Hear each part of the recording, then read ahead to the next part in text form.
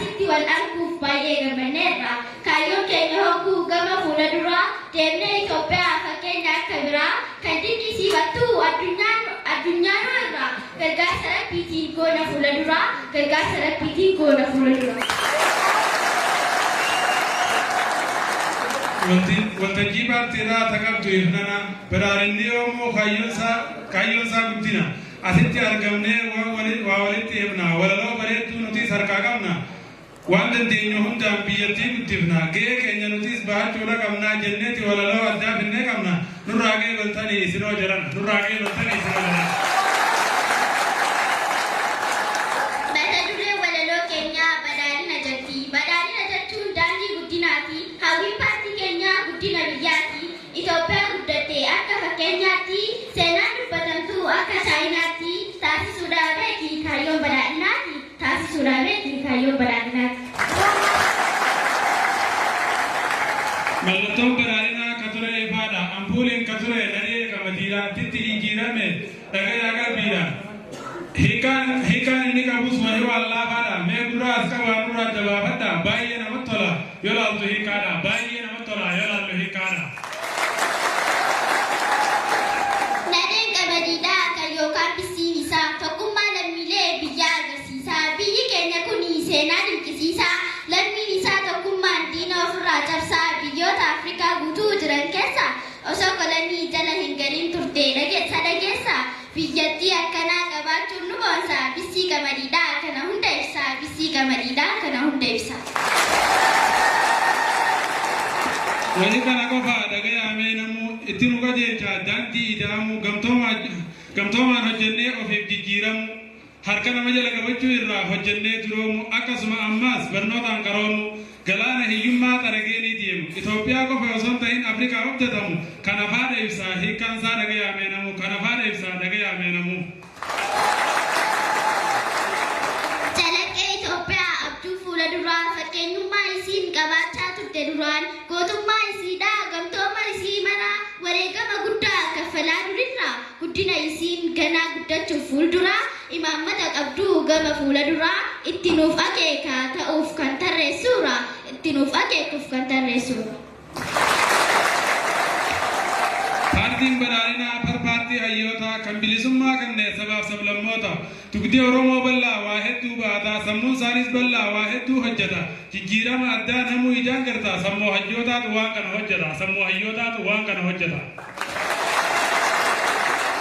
Uummanni Oromoo hayyummaan beekamaa sirna gadaa qaban seera ittiin bultumaa Dr. Abiyyi duraa hacuucamaa ture.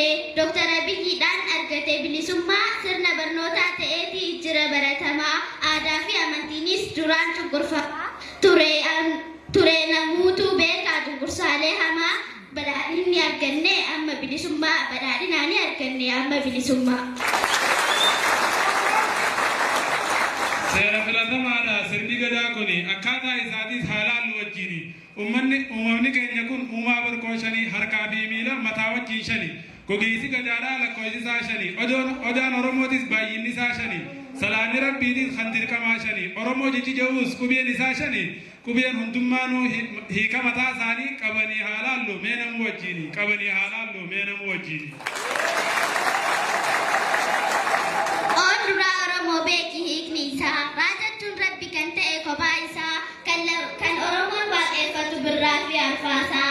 On lammaffaa odaa gurraan nu dhageessa kan Oromoon jalatti akkaataa bulchiinsaa gadaadhaa tumatan kana hiikaan isaa gadaadhaa tumatan kana hiikaan isaa.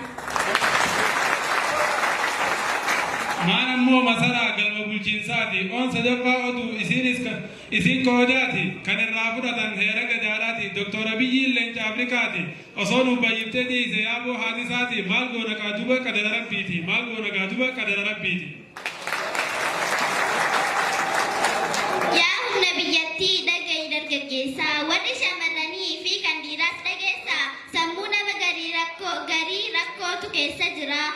Biyya tartiibeetiin jireenya sirreessaa jedheeti gariin ka'ee deema biyya keessaa dhaqee biyyaan baatti shiftaadhaan sirreessaa gariin barni dhaba cinaa qaama isaa gariin guutumattuu dhaba lubbuu isaa sammuu keessan baasaa rakkoo akkanaa keessa sammuu keessan baasaa rakkoo akkanaa keessa. Ijaan mangartu badhaadhinni dhufe yaaboo nama garii sammuusaa qollofee tiraasii godhatee osee irra rafe silaa akkasii shafaatee hafe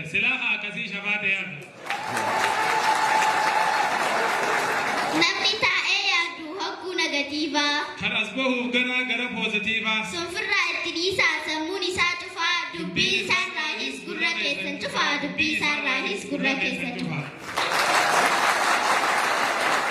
Yaaba godiin namaa mee ilaalaa dabeessaa. jijjiirama kanaa hin gartu ejjisaa Hanqanumaa argaa kun wayii namaasaa. yaaboo mee gorsaa namni jaarsaa Gorsa didu ammoo dhahaa maal abbaasaa. Somaaleedatti galee ajabtootaasaa. Somaaleedatti galee Kan jijjiirama hin garree dhaabbatu koomiinii. namummaa hin guunne yaaboo suni looni Nuti nama seenee miila lamaan deemnaanii karaa duratti cabsaa saala wajjini karaa duratti cabsaa saala wajjini. Biyya keenya guddisuuf tokkummaan ol kaanee karoora mootummaan nuuf kaa'e qabannee sabaa fi sablammootaan harka wal qabannee daandii ida'amuu sanirra baanee fakkeenya addunyaaf ta'uudhaaf qophoofne. fakkeenya addunyaaf ta'uudhaaf qophoofne. Qophii nuti qabnu har'aa kan galumaa Dogoggora keenyaas nuuf godhaa dhiifama. waan nu dhaggeeffataniif.